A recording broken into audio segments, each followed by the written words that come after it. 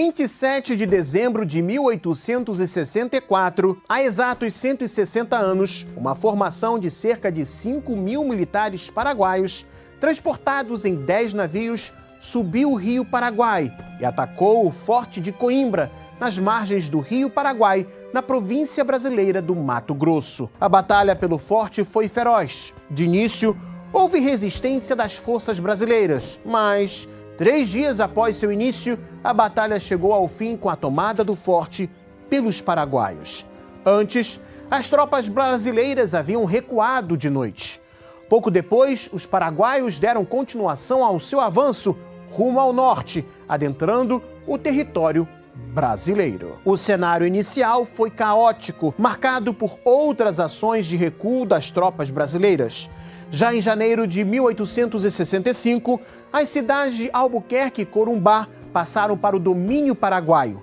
Mais um pouco ao sul dali, um outro destacamento de paraguaios recebeu ordens de invadir o Brasil. Eles tinham como objetivo Coxim, a qual caiu nas mãos dos paraguaios depois de estes terem tomado Dourados, Nhoaque e Miranda. As notícias do distante Mato Grosso causaram surpresa na elite política brasileira no Rio de Janeiro, a então capital do Império do Brasil, embora os anos e meses anteriores ao início da guerra já tinham tido ares de suspeitas e certas tensões entre o Rio de Janeiro e Assunção. Neste vídeo eu vou contar para vocês alguns fatos curiosos da Guerra do Paraguai que vão contra a tradicional abordagem por muitos anos nas escolas brasileiras sobre este conflito. Fica até o final e deixe o seu comentário.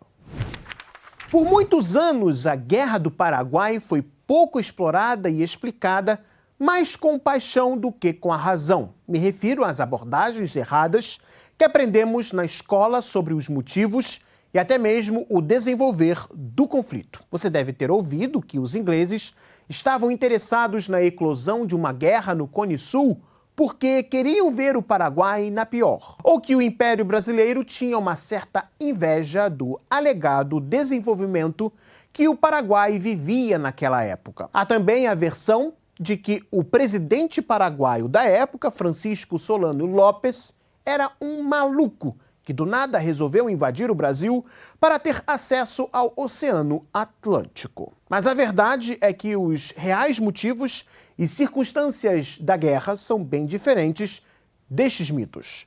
Em primeiro lugar, vamos levar em consideração o cenário histórico da época. Para começar, o século XIX foi marcado pelo processo de independência dos países da América do Sul. O Brasil havia declarado sua independência em 1822 e pouco depois a teve reconhecida por Portugal. Desde 1811, os paraguaios já estavam a caminho de sua independência.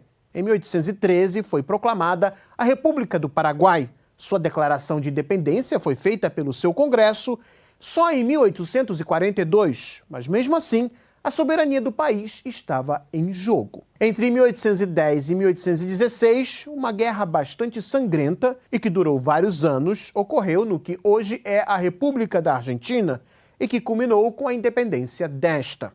Um dos objetivos principais desta época era a necessidade de estabelecer acordos de fronteira que determinassem onde cada país começava ou terminava. Pois bem, pouco após a independência do Brasil, entre 1824 e 1829, o Império Brasileiro teve um representante no Paraguai que tentou resolver a questão de fronteiras entre ambos os países. Na época, o Paraguai era governado por José Gaspar Rodríguez de Francia.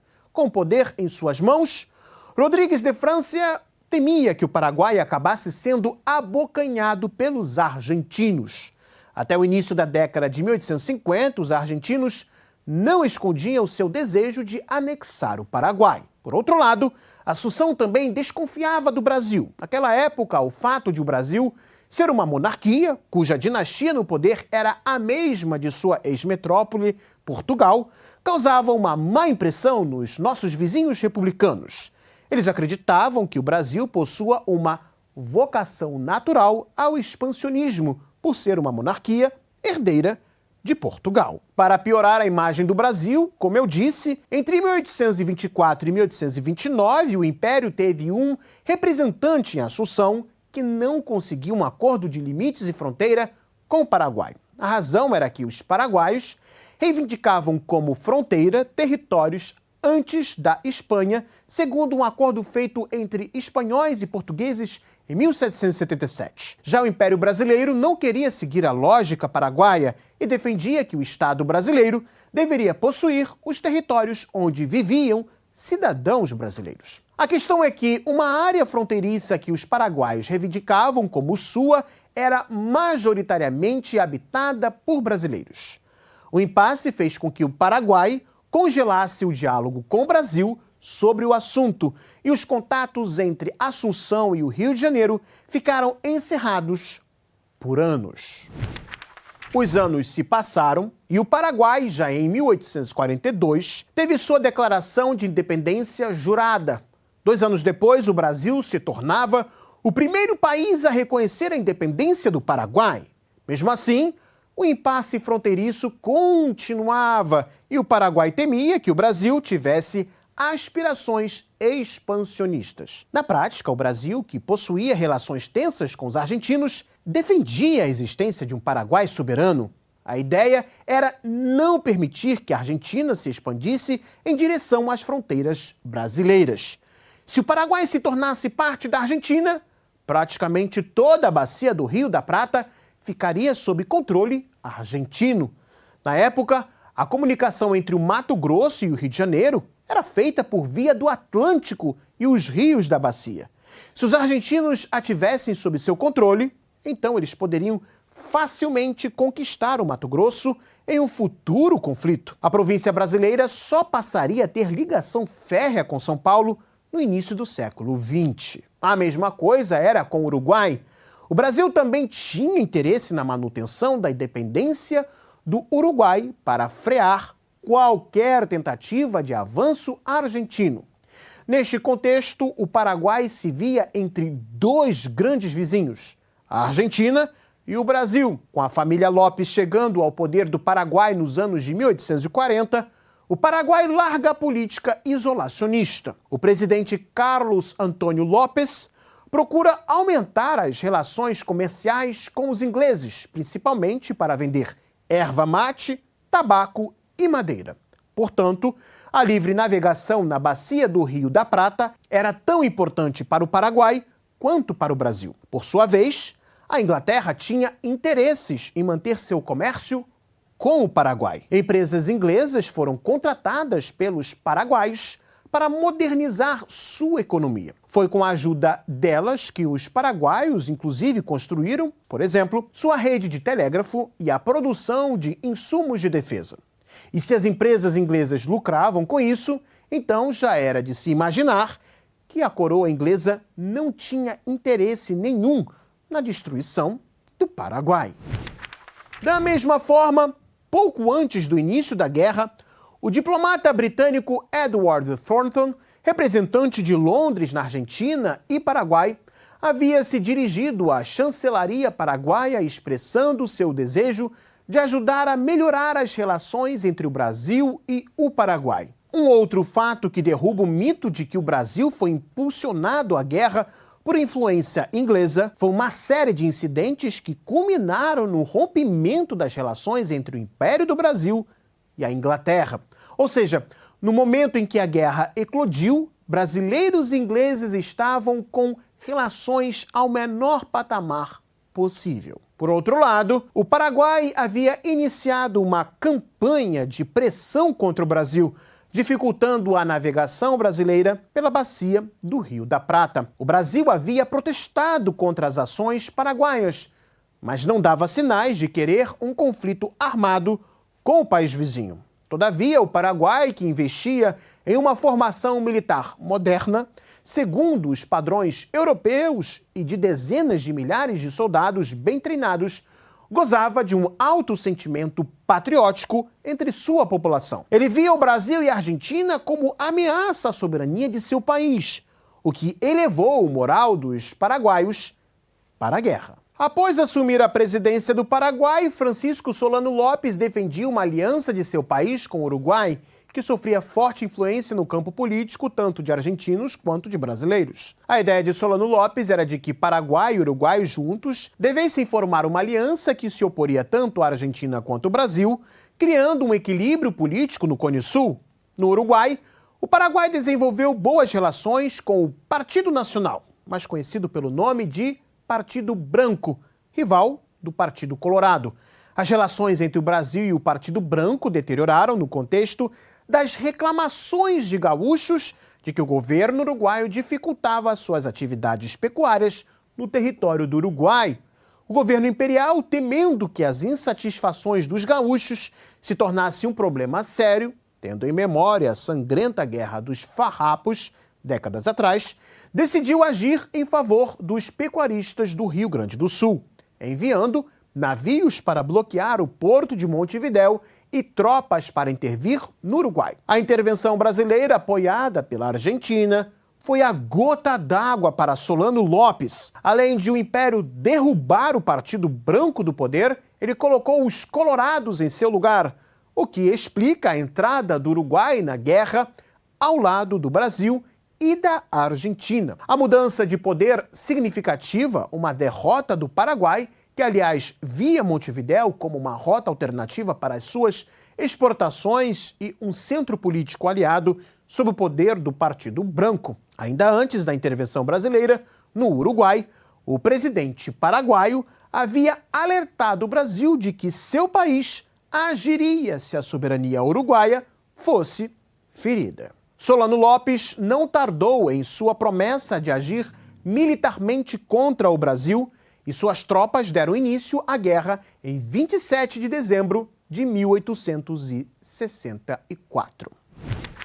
Diferentemente do Brasil e da Argentina, o Paraguai vinha há tempos se preparando militarmente para um provável conflito com o Brasil. Ao observar os fatos que abordei acima das desconfianças, a falta de fronteiras bem definidas, o medo de anexação por parte da Argentina, a invasão de Solano Lopes ao Brasil não é de toda insana, embora eu não queira o defender. Da mesma forma, o Brasil, que possuía muito pouco conhecimento sobre o Paraguai na época, inclusive do terreno paraguaio, o que gerou diversos erros durante sua campanha militar aliada com uruguaios e argentinos contra as forças de Solano Lopes, não tinha interesse de guerra, nem era impulsionado por sua elite, e muito menos pela inglesa. A guerra saiu cara para o Brasil. Segundo algumas estimativas, os gastos públicos com o Ministério da Guerra do Império do Brasil foram de 21,94% em 1864 para 49,56% em 1865. O Brasil teve que preparar uma força de homens que não possuía. Por vários anos, as contas públicas entraram em significativo déficit por causa da guerra. Para deter as ações paraguaias, o Brasil iniciou uma campanha, mas que carecia de um comando centralizado para coordenar as ações de argentinos, brasileiros e uruguaios contra o Paraguai. O conflito, que de início deu a impressão que terminaria rápido, ilusão fruto da negligência e menosprezo brasileiro pelo Paraguai, levou quase 6 anos, terminando com a morte de Solano Lopes em março de 1870. Entre 1865 e 1869, a segunda fase da guerra caracteriza-se pela ofensiva aliada, no qual os paraguaios são expulsos do Rio Grande do Sul e do Uruguai.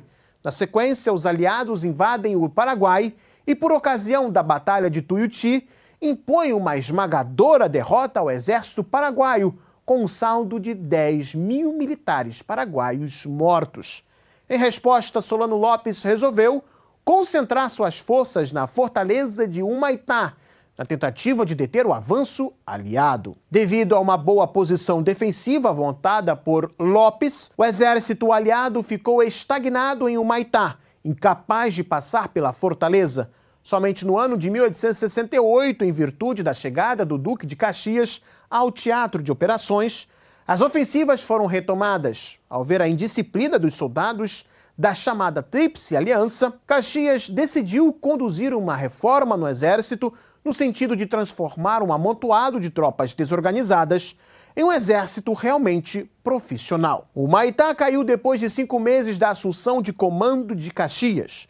E após um ano, as tropas aliadas entraram em Assunção. No entanto, Solano Lopes já havia fugido da cidade, iniciando a terceira fase do conflito, a caçada a Solano Lopes. Em 1º de janeiro de 1869, a capital paraguaia Assunção foi ocupada pelas tropas da Tríplice Aliança, enquanto Solano Lopes se transferia para sua nova capital em Peribebuí. Lá, Solano Lopes continuou sua resistência reorganizando um pequeno exército com 5.000 homens, a maioria velhos, crianças e veteranos recrutados à força pelo ditador paraguaio, e 36 canhões. Os passos seguintes consistiram na mera caçada a Solano Lopes, que havia fugido em direção ao Nordeste, seguido por menos de 300 soldados. 2 destacamentos foram enviados para a perseguição ao presidente paraguaio, que se evadira nas margens do norte do Paraguai. No dia 1º de março de 1870, as tropas do general José Antônio Correia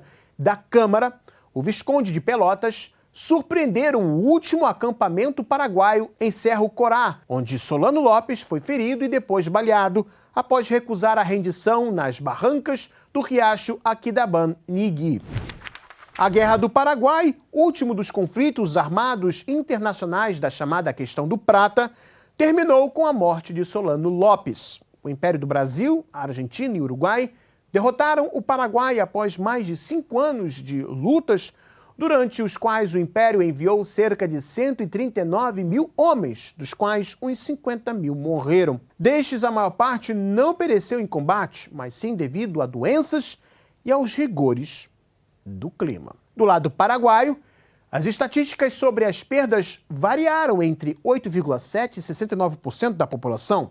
Portanto, seria entre 28.286 no mínimo e 278.649 pessoas no máximo, a redução da população paraguaia durante os 5 anos de guerra. Uma outra consequência que pode ser aventada foi o fato de o Paraguai deixar de representar uma ameaça em relação a Mato Grosso, uma vez que, ao ser derrotado, obrigou-se a aceitar os limites que o Império do Brasil pleiteava, assim como também garantir a livre navegação de seus rios internacionais para as embarcações brasileiras. Do ponto de vista militar, a Guerra do Paraguai expôs sua fragilidade estrutural do Império devido ao regime escravocrata. A despeito dessa constatação, o Império foi capaz de superar tal fragilidade e mobilizar os recursos necessários para atingir o seu poder no Prata. Saiu vitorioso militarmente e fortaleceu sua hegemonia na região. O conflito também foi o ponto de inflexão que iniciou a marcha da queda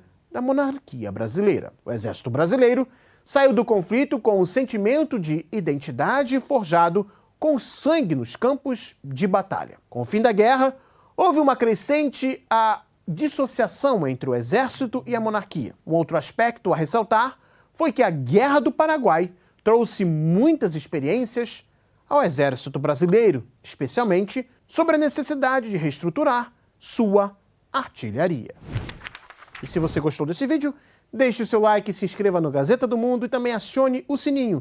E lembrando para vocês que eu publico diariamente material no Twitter, que é bem interessante. O link você confere na descrição deste vídeo.